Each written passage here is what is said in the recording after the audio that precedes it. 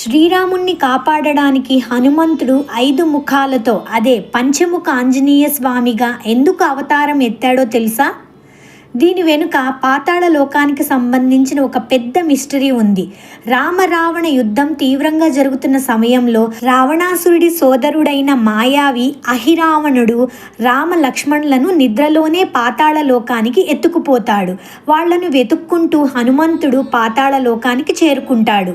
కానీ అక్కడ ఒక సమస్య ఉంటుంది. అహిరావణుడి ప్రాణాలు ఒకే చోట కాకుండా 5 వేర్వేరు దిశల్లో ఉన్న 5 మాయా దీపాలలో దాగి ఉంటుంది. ఆ 5 దీపాలను ఒకే క్షణంలో ఆర్పివేస్తేనే వాడు చనిపోతాడు. ఒక్క సెకండ్ అటు ఇటైనా వాడు మళ్ళీ బతికేస్తాడు. అప్పుడు ఆంజనేయ స్వామి తూర్పున వానర ముఖం, దక్షిణాన నరసింహముఖం, పడమర గరుడ ముఖం, ఉత్తరాన వరాహముఖం మరియు ఆకాశం వైపు హయగ్రీవ ముఖంతో పంచముఖ ఆంజనేయునిగా విశ్వరూపం దాల్చుతాడు. ఆ 5 దీపాలను ఒకేసారి ఆర్పి అహిరావణ్ణి అంతం చేసి రాముణ్ణి కాపాడతాడు.